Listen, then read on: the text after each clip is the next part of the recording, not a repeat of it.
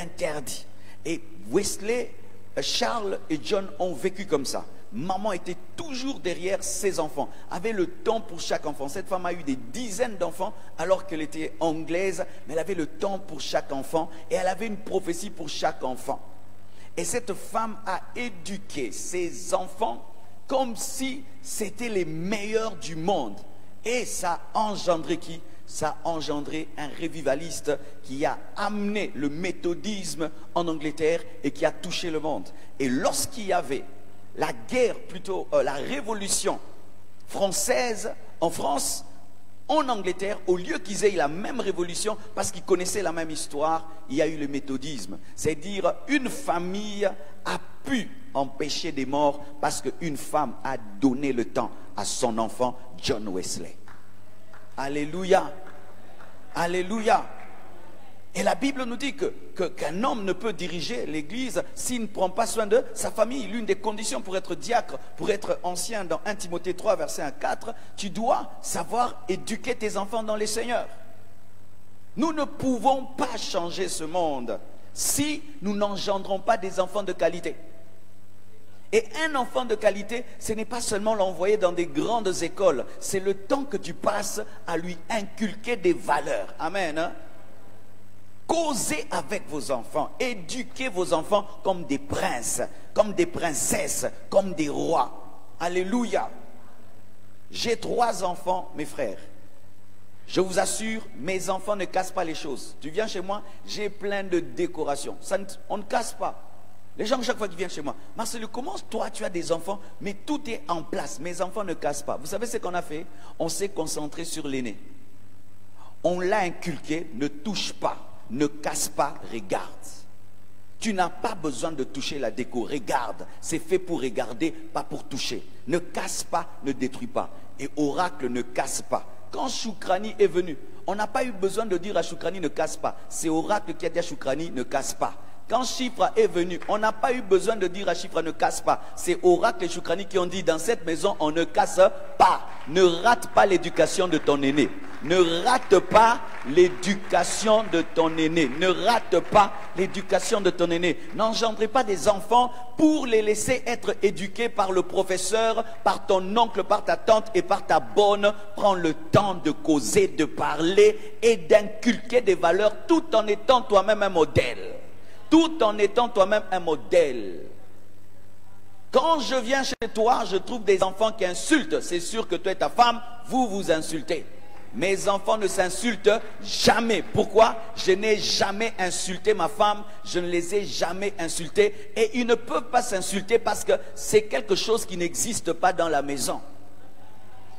Ils se battent jamais ou ils se giflent jamais. Je n'ai jamais vécu ça. J'ai mon enfant déjà 15 ans, Oracle. 14 ans. Jamais ils se sont battus. 14 ans. Pourquoi? Parce qu'ils ne m'ont jamais vu frapper leur femme. Et moi aussi, je ne les bats pas. Je leur parle.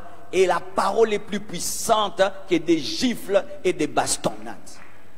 Amen.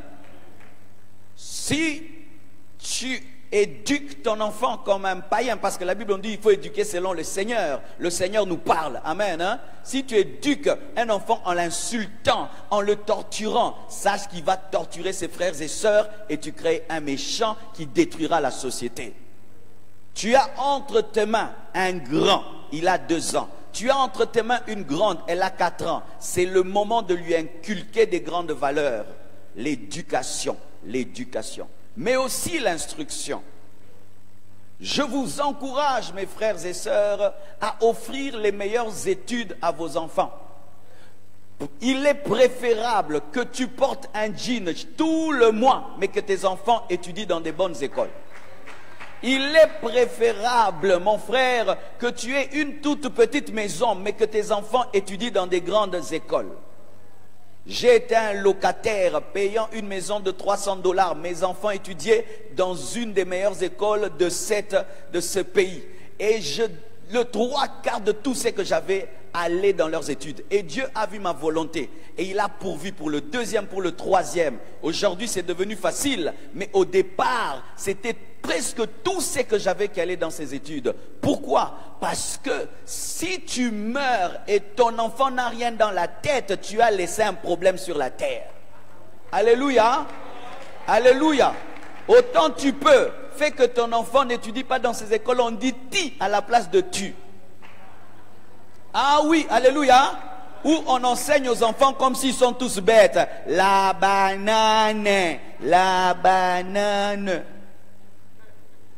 Une fois, mes frères, j'habitais quelque part, il y avait une école à côté. Et j'entendais comment on éduquait les enfants. J'ai dit, oh pauvre enfant, pauvre enfant, pauvre enfant. Donc là-bas, l'école suppose que les enfants sont bêtes. Et il faut tout le temps chanter.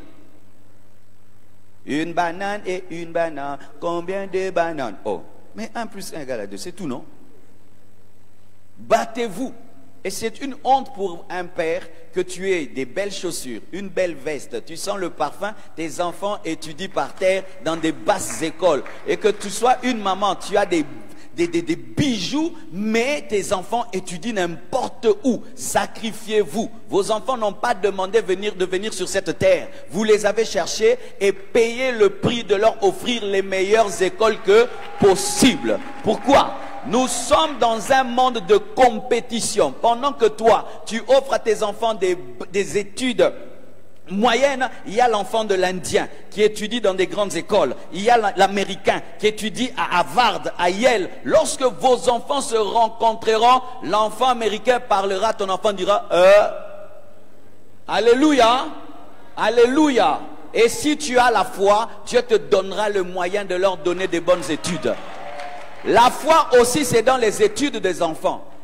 Il y a un homme de Dieu que j'ai apprécié, qui m'a inspiré ce que j'ai fait, c'est le pasteur Roland Dallot. Lorsque le pasteur Roland Dallot traversait des moments difficiles, tout le monde savait que tout ce qu'il avait, c'était dans les études de ses enfants. Et il a fait, il a payé le prix. Et moi aussi, quand je me suis marié, j'ai suivi ce qu'il a fait et ça a marché et Dieu a pourvu. Alléluia. Vaut mieux que tu aies l'air d'un pauvre, mais tes enfants étudient bien. Alléluia. Vaut mieux que tu aies l'air de rien, mais tes enfants étudient bien. Ce sont eux le changement futur. Alléluia. Troisièmement, comment tu peux vaincre